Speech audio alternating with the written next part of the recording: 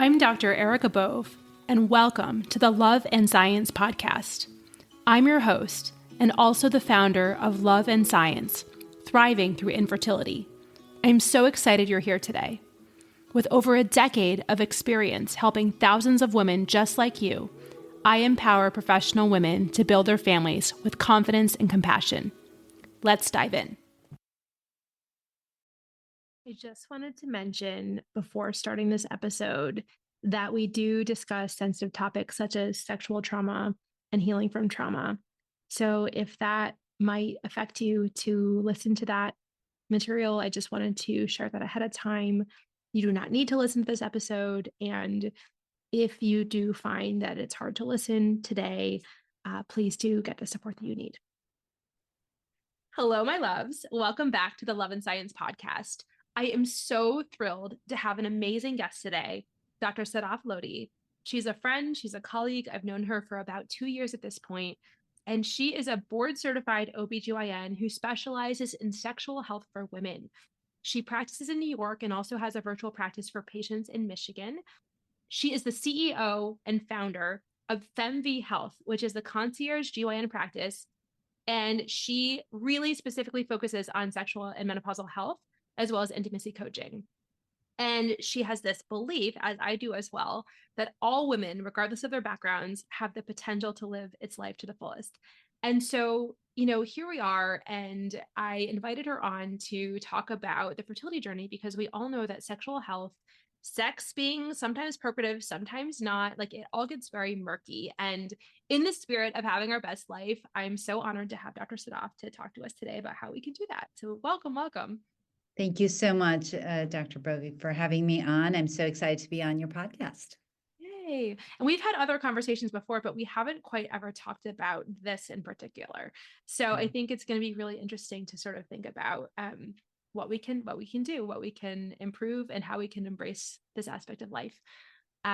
So I'd love to start by understanding a little bit more about, when you see women in your practice who are struggling with their sex lives in general, like let's not even talk about the fertility journey, but when women are struggling, what is your approach to help them to start to feel better?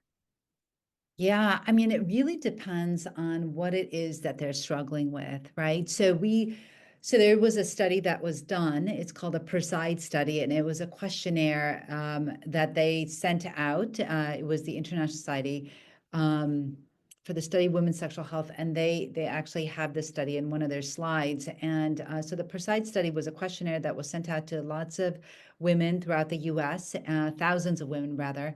And what they noted is that sexual dysfunction typically starts in midlife. And midlife they defined as ages between 40 and 65. And what they noted was that about 44% of women had some type of sexual dysfunction that came about. Now, of course, women that are younger also have sexual dysfunction, but it tended to peak right around midlife. And women that were older also had some sexual dysfunction, but they weren't really bothered by it. The Preside study actually talks about sexual dysfunction that then can result in distress, right? So, and that sexual dysfunction can be either problems with arousal, libido, orgasm, or any type of sexual dysfunction. But those are the three that they focused on.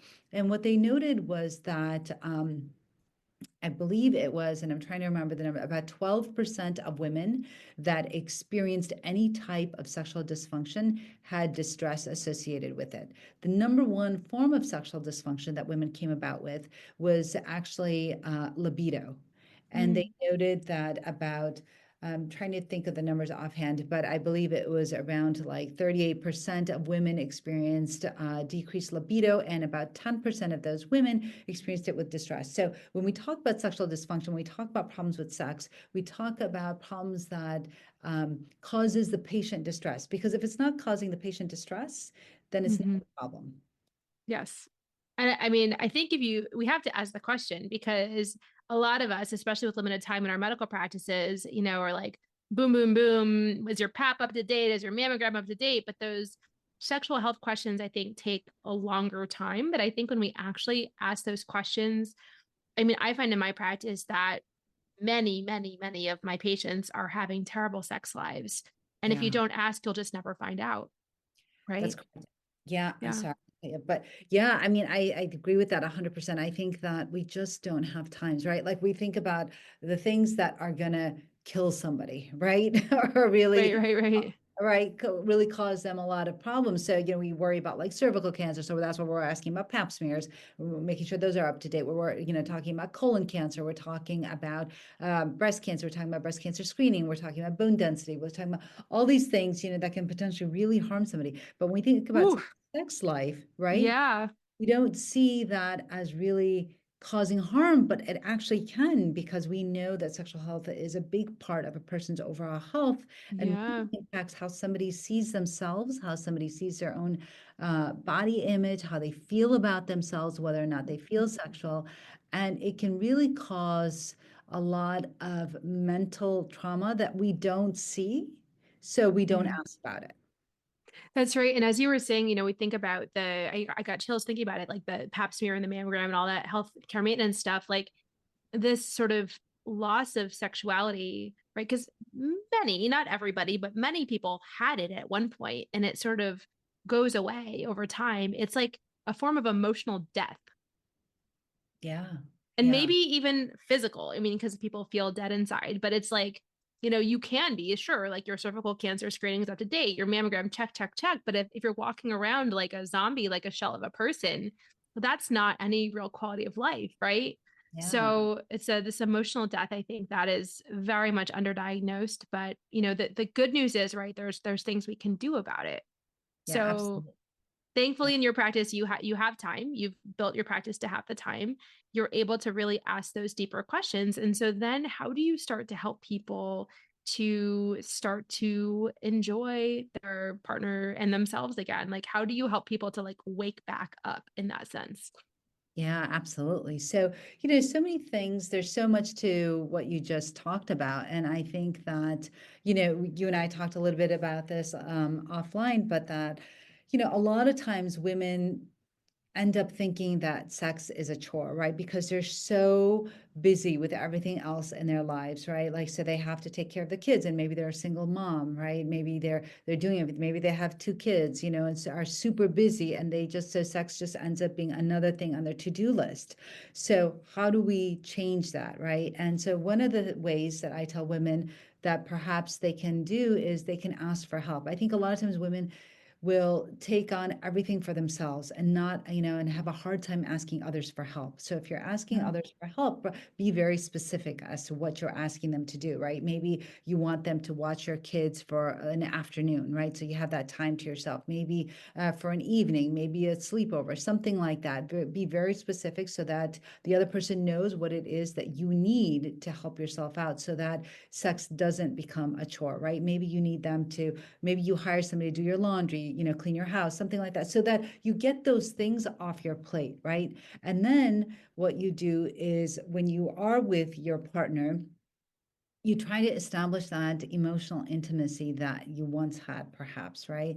And Mhm. hopefully you had that emotional intimacy, because we know, according to Rosemary Basson, who is this great researcher out of British Columbia, she came up with a human sexuality model. You and I probably both learned about Masters and Johnson, and they talked about, this very linear model, right? Where you had like, you had you had plateau, you had orgasm, you had excitement, you Yep. had, this whole thing, and it's just very linear, and after orgasm it's done, and you're all done. Where the thing, what she says is, she added in desire and arousal, and what she says is that for someone to be open to some sort of sexual stimuli, there has to be some emotional connection, there has to be that emotional intimacy, and that emotional intimacy will then allow that person to be open to sexual stimuli, barring they have anything external, like what we talk is the social things that can affect you from responding to a sexual stimuli, such as, like you mentioned, all these chores, right? Or maybe sex negativity, or maybe Hmm. trauma, maybe abuse, all of those things that can definitely impact a person responding to sexual stimuli. So as long as they have either dealt with them or have never experienced them, then they will be open. And what she also talks about is that, we have in our mind, we have these thoughts that, sex should always be spontaneous, that it has to be like, what we see on TV. It has to be like people ripping off each other's clothes, just having sex like crazy everywhere, but that's not really what happens, right? Yeah. Even a lot of times in long-term relationships, we see what's called responsive desire. And what she says is, because a lot of times when you read some books, they'll talk about this spontaneous desire and they'll talk about responsive desire. And what she says is there's really no such thing as spontaneous, but really that all of it has been responsive, meaning like even if you are just dating somebody for the first time, right? You're still thinking about like what you're going to wear that night, where you're going Mm-hmm. to go, what that night is going to look like, what's going to happen at the end of the night, and you're anticipating, you're looking forward to it so that you're open to some sort of sexual stimuli if it happens, right? So Sure. in your mind, everything has always been responsive. It's never spontaneous, right? Mm-hmm. It may seem like it's spontaneous. It is something that you're thinking about so that you're priming your brain so that it does happen. So That's so interesting. Yes. Yes. yeah. So yeah, but so that's basically what I was going to say is that it's right. That's such a fantastic way of looking at it, right? So it doesn't make the person that doesn't have that spontaneous desire feel bad, right? So what she says is that once you're open to the sexual stimuli, she says what you notice is that the arousal, so the physiologic arousal actually happens before the desire happens. So a lot of Mm-hmm. women will say that, I just don't feel the desire, right? Like, sure, if my husband wanted to, or if my partner wanted to have sex, sure, I'd have sex, right? But I just don't have the desire. But what she says Mm-hmm. is that you don't actually have to start with desire. You just Mm-hmm. have to be open to the idea of it. And then Yeah. once you start doing things, maybe it's touching, maybe it's, being mindful when you're starting to have some foreplay and things like that, that then the desire starts to happen. And then that will lead to physical intimacy, which then leads back to, the physical. So you'll have the physical intimacy, which leads to more emotional intimacy. And then that circle continues. That's so fascinating because I feel like most of my clients are female physicians, most of them are in the at the very youngest mid to late 30s, that's sort of where it starts. And then many of my clients have crossed 40, in the 40s to mid 40s. And so that's really the bulk of the people I see. And all of us in this generation learned the previous model and maybe somewhere deep within us, even if we are lucky enough not to have trauma or any of those things, like we have this model in our minds of how it should be. And I'm all about like, whenever I say this is how it should be, like smashing that with a sledgehammer because there's so many other ways. And so maybe part of it is actually reframing how we think about sexuality and sexual desire. And because I think those of us who are type A, high achieving female physicians are like always looking for areas where like we're doing it wrong or we could be doing it better. And so this is not an opportunity to shame ourselves. It's to say, wait, maybe there's a whole different model. And if we can start to think about it differently, that might open up some new avenues for Exactly. different experiences. So thank you for sharing that. I think that's, very enlightening and I'm glad that we're making progress. I wanted to shift to think a little bit about, the experience of a female physician with infertility and sort of what that looks like. And some women have one child and it's secondary infertility. Some women are really trying to build their families for the first time.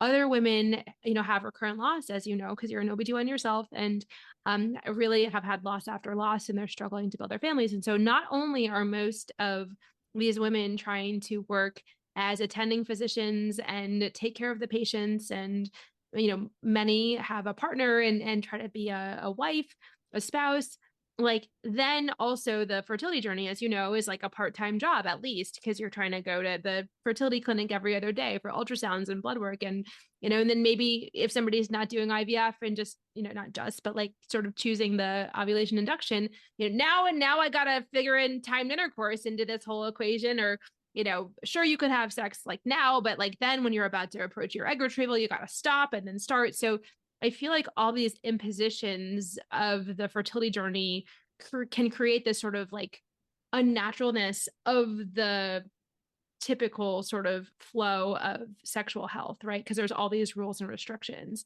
Um, so let's talk a little bit about how you would approach somebody in that particular situation with those different layers of complexity. Yeah, I mean, there's so much going on there, right? I mean, I think that, being a physician, first of all, as you know, you're a physician, I'm a physician. We both know that there's so many demands on being a female physician, right? Not only just being a physician, but being a female physician.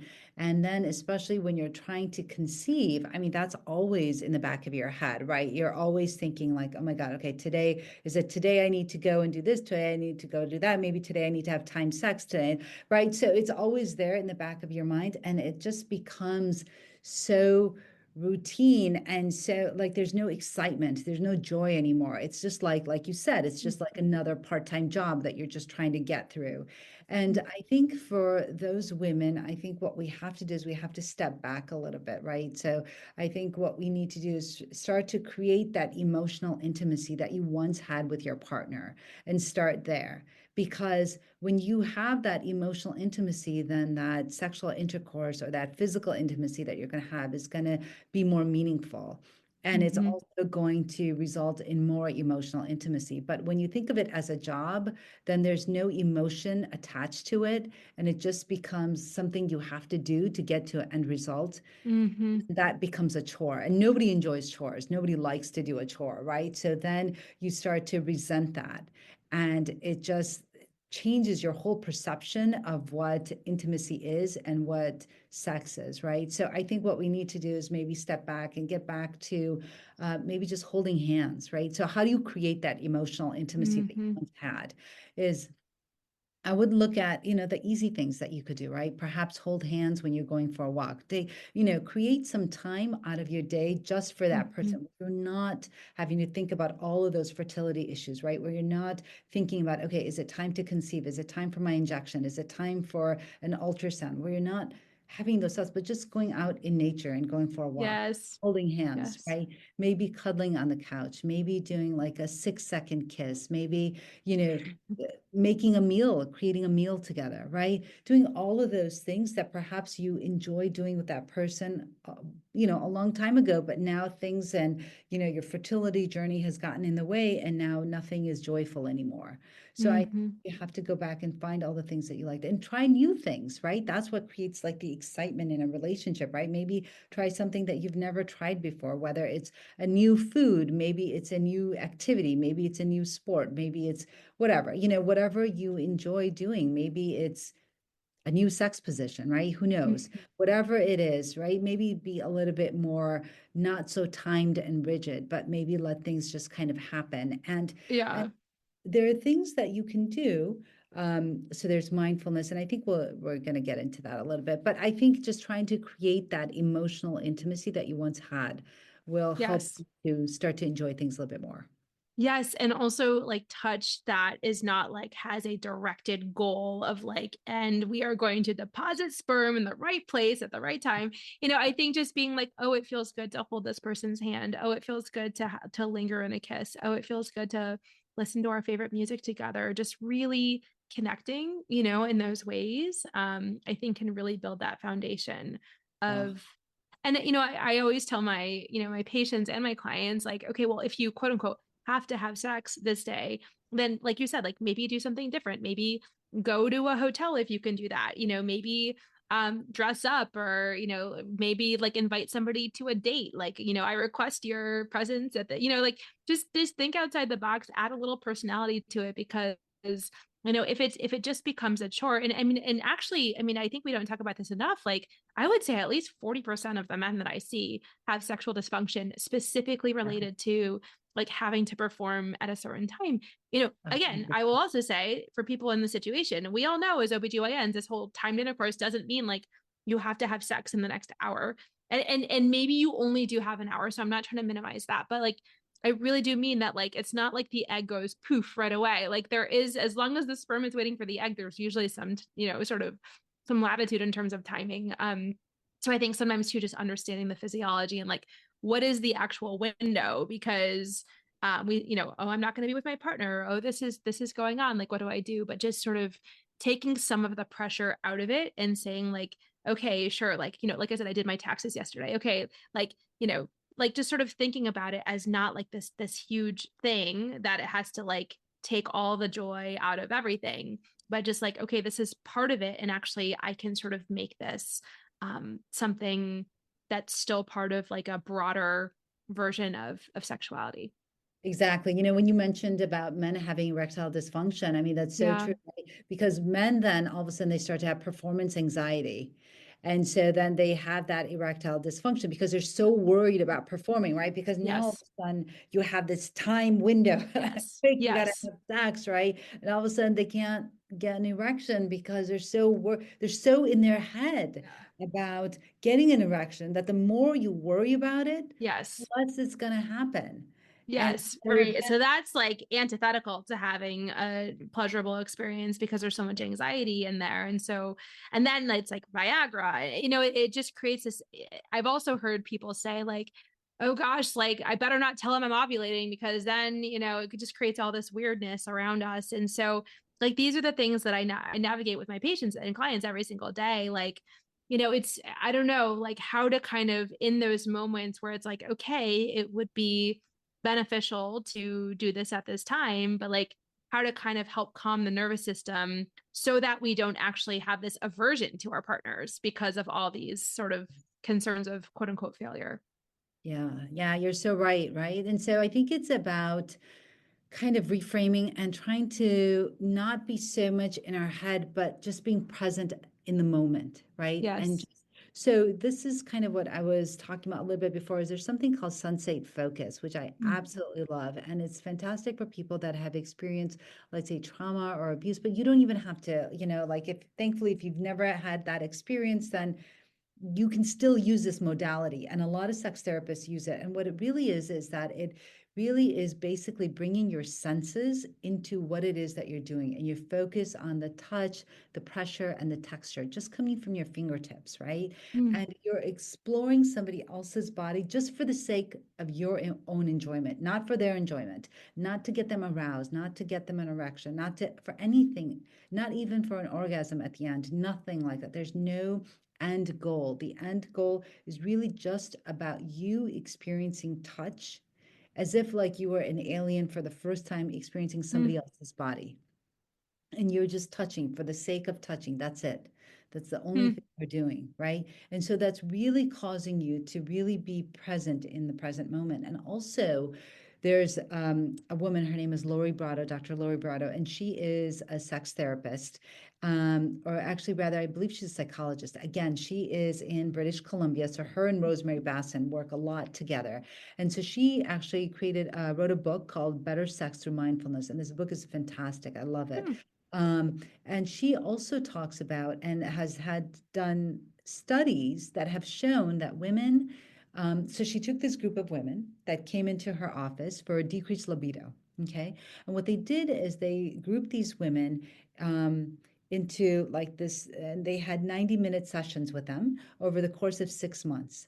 And what they noted for these women, because the women's, their chief complaint was decreased desire, what she noticed after the 6 months is that after these women routinely practice mindfulness just in their Mm. daily lives, and then were able to incorporate mindfulness into their sexual practices, that they noticed an increase in lubrication, increase in desire, an increase in arousal Mm. without That's medication. so interesting. Without medication. So there was no medication. In fact, in her book, and I still have to finish her book, but she talks that the medications, and we only have three medications really for libido. One is off-label, which is testosterone. The Mm. other two are FDA approved. One was approved in 2015. It's called flibanserin. The other one is brelanimotide, and they both work at the level of the brain, and they increase the dopamine in the brain. But the thing is that in her book, in Dr. Lori Brada's book, she says that she really doesn't believe that she states and she shows through her research that her mindfulness actually works better than those medications do Mm-hmm. to help with libido. That's fascinating. Right. And so she really teaches women how to practice mindfulness in their daily life. And it could just be like just, really focusing on maybe your steering wheel, right? Or really focusing on, and she does this. I love this because actually I did this with a group of women in my retreat that I host in Morocco. And, we took a raisin, and she describes this whole basically this raisin experiment that she does. She describes it all in her book, and it's fantastic. And what she does is she gives each woman a raisin, right? And so what she does, she asks them to take a look at the raisin, kind of feel it. How does it feel in your hand? Look at the ridges, look at, really just examine this raisin, right? So what she's doing is she's teaching mindfulness. And Mm-hmm. she's saying to really focus on the raisin, feel how it feels, how it touches, blah, blah. Then you put it in your mouth, and you're supposed to put it in your mouth without biting it, just to feel how it rolls around in your tongue. Yeah, to feel all the ridges, the flavor, all this. And then finally, at the very end, you bite it and you see what the flavors are that come out from this raisin, right? So, in this whole experiment that she has you do, it's really a practice in mindfulness and really Mm-hmm. paying attention to your senses and what are you tasting? What are you smelling? What does it feel like, right? What is the touch like? All of those things, so that you can bring that Mm-hmm. to your physical intimacy. And that in itself will increase your libido. That is so interesting. And as you were speaking, and by the way, a retreat in Morocco sounds absolutely amazing. So It just gonna is. It is. repeat You have to that. do this. Uh, sign me up, please. Um, I wanted to just sort of mention that as we think about self-compassion, which is one of the biggest ways that I help women navigate the fertility journey, mindfulness, based on Dr. Kristen Neff's research, is one of the three pillars of mindful self-compassion. And so, thinking about this link of mindfulness and embodiment, like, we need our bodies to engage in sexual intimacy, activity, experience. And if we're disconnected from our bodies, like we talked about before, like we could even be dissociated from the whole experience, right? So this using mindfulness as a way to become embodied, to be in the present moment, it may increase our self-compassion and increase our experience of pleasure and being in our bodies and all of it. It's fascinating. That's exactly it. That's exactly it. So a lot of women, especially when they feel that sex has become a chore, right? Like especially when they're trying to conceive and it's just a chore, it's just another thing they have to do is just, okay, fine, we need to have sex today. Boom, that's off our checklist. Next, we go to the next thing, right? Is that it brings them back. It brings them back to their body. So they're no longer spectating, they're no longer disassociating themselves from their body and just it's not something that's happening to them, right? Mm-hmm. It's something that they are doing with their partner. And so now they are becoming one with their body. And so when you become one with your body, then you enjoy things a lot more, right? That's You're right. experiencing, you're tasting, you're touching it, you're using your senses so that Yeah. you are completely in the moment and you're not thinking about. So, I mean, Erica, when we talk about like really being in the moment and really using our senses, it's hard to be somewhere else when you're so focused on this raisin or whatever it is, or on the touch or on touching somebody else's body, right? Because you're really examining it, you're really touching it, you're really seeing how the kiss is tasting, right? How the body smells. And it's hard to be somewhere else because you're so focused Correct. on what you're doing. So when you're so focused on what you're doing, you're really going to enjoy that, right? Mm-hmm. Yes, Because absolutely. Yes, keep going. no, I was just because then you're no longer, disengaged, right? You're not disassociated. You're in yourself, you're in your body, and then you can really just experience the moment for what it is. That's right. And I'm hearing we need to give ourselves permission to do this, right? Like we need to give But ourselves permission. We cannot be mindful in a fast-paced multitasking experience. Like the to-do list has no place here, is what I'm hearing you say. Yeah. yeah, and it's so funny you should say that because that's the book that I'm writing. So it's called Give Oh. Yourself Permission: A Woman's Guide to Experiencing Pleasure in Her Relationship. Oh, And wow. I did not know that. For our listeners, I had no idea. Yep, yep, that's my book. That's my book that's going to be coming out hopefully by the end of August, September. So Wow. that's what I'm Wow. that's what I'm writing. So that's the whole thing, right? That's with allowing yourself and oftentimes, Erica, and you probably see this with your patients, is that Yeah. we don't give ourselves permission to enjoy, right? Because we're so busy and we think like we have to keep just, attending to our tasks and next and next and next. And we don't stop and we don't Mm-hmm. give ourselves permission to enjoy. Just enjoy what we're doing. That's right. And, you know, we have rules and other aspects of life that we just say, okay, well, today is a day you work in the Bronx, like today is a Bronx day and this is a day. So like, you know, maybe the rules aren't so bad, you know, maybe it's just like, okay, we're abstaining today. Okay. Like this is a day. So maybe minimizing some of those externals and just being like, okay, this is part of the flow. And, you know, when we do get to have intimacy, like, you know, we're going to really be present. And so I think that there's that, like, really thinking of like, you know, this is so much bigger than procreation. This is so much bigger than providing a sperm sample. This is like a life force. This is a creativity. This is a connection. And many people believe connection to our divine, right? So this is so much bigger than ourselves. Yeah, And we need to slow down and figure out how to connect with that to be able to understand and embrace and experience the full magnitude of what it is, right? Oh, 100%. so Yeah. powerful. Love it. Yeah. Yeah. So I think that, you know, if women are able to just connect to their own bodies, to connect to that experience, I think that they can really change their fertility journey and not make it so work, right? Like Yes. it doesn't And have to one, be. you know, and one sort of thread I wanted to pull out from what you said is like, this is for us, you know, as women. Like, I think if we're like so many of much of our lives, you know, female physician stuff included is like serving other people and doing this, you know, in our communities and everything. It's like, this is one aspect. And yes, there's the partner dynamic that's not to be minimized, but it's like, if I, okay, let's use running. I'm running a half marathon this weekend. If I use running as an example, sometimes it's hard to get my running shoes on, right? But I'm like, I'm going to feel so much better after I do this. I'm going to be so much stronger, so much more connected to nature. Like it is going to serve me to go on this run. I will tell you, it's a lot easier to get those running shoes on. And today it was like, I don't know, 28 degrees, or I mean, we're like, what, an hour and a half apart from each other. Like, you know, I had my hat on, I had my gloves on. Like, I was like, I really didn't want to go out in the cold, but I'm like, it's going to serve me to do this. I will feel better during and after this experience. And I think that analogy works for, you know, sexual intimacy too, is like, it is going to serve me to participate in this experience. And during and after, you know, I will benefit. And I think unless we can at least say that at least part of that is true for ourselves, then it will remain in the chore obligation serving category and it just won't be able to have the fullest potential. Yeah, yeah, I love that. And I love the reframing, right? And that's really so important, especially when you have something that has become something that you used to enjoy that has now become a chore, right? Yeah. Is how can you reframe that? And I like your analogy of your running because, right, I'm sure it becomes monotonous after a while, right? Like Yeah.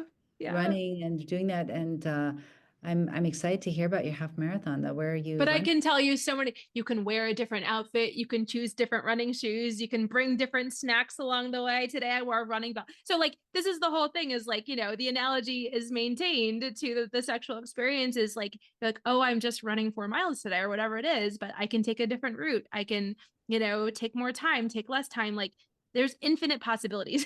It's like it's not checking a box. It's like, wow, you know, even today I had an errand to do that I forgot to do this morning. I was like, oh, I'm just gonna jog by this place and drop off the thing. Like I didn't care that I felt like I looked ridiculous. Like there are infinite possibilities of how, and we get to choose. We get to choose. So Yeah, permission to have that experience. yeah. Um, I wanted to make sure to ask you, you know, what about this whole experience of being midlife, so to speak, and maybe we've gained some weight related to the hormones. Maybe we sort of don't feel as attractive as we used to. There's body image stuff that's crept in. Maybe we're, you know, starting to age and start to feel the perimenopausal stuff and vaginal dryness and all the stuff that you specialize in your practice, right? Like, how do we navigate those very real bodily transitions in the process of the fertility journey and trying to have an enjoyable, healthy sex life? Yeah, I think that's a fantastic question. You know, I think that what we have to do is we have to deal with ourselves. And I think it's, you said, you know, with compassion, right? Yeah. And realize that not everyone gets to experience these changes, right? So we are very fortunate, actually, if we get to experience these changes in life that happens, you know, whether it's going from perimenopause to menopause to, you know, whatever that journey looks like, to just be able to age, I think is Mm. just such a privilege, right? And that not That's so everyone true. is looking at what's happening in the world, and things like that, that not everyone has the ability to age or, lives that long to age. So I think it's actually a real privilege that we're able to do it. So that being said, doesn't mean it's not hard, right? Like I think for Yeah. somebody that is trying to conceive, and I think a lot, and you see this all the time. I mean, these are the people that we women, right, that you deal with, is that, as physicians, we've given so much of our lives to medicine and to patients and to others that now we have to kind of give that same love and compassion back to ourselves. And it starts with just understanding that, yeah, time has passed and things have changed, but we meet ourselves where we are right now, right? We don't love ourselves after we have our first baby or after we achieve our goal. We love ourselves right now as we are, and I think that that is the most important thing, that we don't delay that love and compassion for ourselves, that we have to just accept where we are right now and then move forward from there, because we can only give what we have, right? If we don't show ourselves love and compassion, then it's hard to give that to somebody else. So I think it starts with ourselves. I think it starts with accepting where we are and then maybe getting the help that you need. So if you're over, I know we talked about it, but like if you're over the age of 35, right, and you've been trying for at least 6 months, then it's really Hmm. important that you go and see somebody like yourself, like an infertility Yeah. doctor, and get Hmm. going on that journey right away, especially if having children is really, really important to you. Again, there was, a famous actress that, she just published a book on menopause, and she talks about her journey, how like, she turned 36 and she decided, okay, now is the perfect time because she was busy acting before, and now is the time that she wants to get pregnant. And then she realized, oh my God, I'm in perimenopause. She's having hot Mm. flashes, she's having night sweats, she's having this brain fog, and she's like, oh my God, I missed my chance. I wanted to have children, and how did this happen? And then she didn't have anyone to talk to. So a lot of this happens where I think that if you start to experience symptoms like these hot flashes and night sweats, and perimenopause can begin in your late 30s, it can begin in your early 40s, and for some women that's the beginning of their fertility journey. I know that Hmm. some women start in their 40s, right, their fertility journeys. Exactly. So really, really important to get the help and the support that you need, and find out who are the people you want in your close knit circle, right? Whether that's your spouse, whether it's maybe, perhaps you need a therapist, maybe you need somebody to talk to, maybe you need somebody like yourself, right? Some And like, you, a sexual health doctor, I think what I tell my clients and my patients is you need your A team. And especially as female physicians, we take all the responsibility on ourselves. But like I always say, if I had a cardiology problem, I would not try to go to myself because that's not my, zone of genius. And so, so get the help you need, get the help you need at home. yeah, Who cares? One of my clients just recently got a personal chef because she was like, you know what? Like, I'm going through IVF and I'm a busy professional and my husband's busy. I'm like, I don't want to have to start dinner at 7 p.m. every night. And I'm helping someone by employing them. And so really like get the help you need at home, get the medical support that you need, get an REI you adore if you can, get a sexual health doctor, like, a coach like you who can help you navigate this process. And again, wouldn't it be great if we could say, okay, well, yeah, I'm going to like increase, improve my relationship and my sex life and everything. And then we'll resume the fertility journey. But sometimes we have to do these things concurrently because there's just not that luxury of time. So get yeah. your A team and give yourself permission because there's so much support out there, but we need to believe that we deserve the support. Otherwise, it will remain inaccessible to us, right? Right, absolutely right. You have to know that you are worth everything, that you are investing in others, that you're worth that investment as well. And so it's Yeah. really important to get the help that you need and Yeah. get the support that you need, right? And then try to change that narrative from sex being a chore to being That's right. something that you enjoy and something that you look forward to. And like you said, you can always change it up. You can go to a different location. You can the backseat of your car, whatever, whatever strikes your fancy. I mean, whatever makes it more enjoyable for you, do Yeah. what excites you. So yeah. I am just blown away. And I think that, I can't wait to re-listen to this recording. I think, what you said about like meet yourself where you are, give yourself the love that you deserve right now. I kind of feel like that's the key to everything. And so I am so, so grateful that you shared your wisdom with us today. I am so grateful that our listeners have access to you, and you have your own podcast too. So I do. please tell our listeners where they can find you, and maybe some of them will even be able to work with you and and go and like me, put it on the wish list to go on your retreat in Morocco, please. Morocco, that's right. So thanks so much for the opportunity. I loved being on. So I am on social media at Dr. Sadaf OBGYN. I talk about intimacy coaching. I also do, focus on perimenopause, menopause, sexual health, sexual dysfunction. I have a practice in Chappaqua, New York, so in Westchester County, so not too far away from you. And I also have a podcast called the Muslim Sex Podcast. That's a podcast for everyone. And Dr. Bovie has been on it twice now. Yeah. And has shared her wisdom on that podcast. And also, I have a retreat that we host in Morocco. We did it last year. Last year was our first inaugural retreat. We had such an amazing response. People really, really enjoyed it. I really enjoyed it. I'd never gone to Morocco before. And if I say like the people and the food and everything was so amazing, and just the landscape, it was just so gorgeous. And it's the first time I'd ever done a hot air balloon ride. So that was fantastic. Oh, I love it. Yeah. And so this year the retreat is already sold out.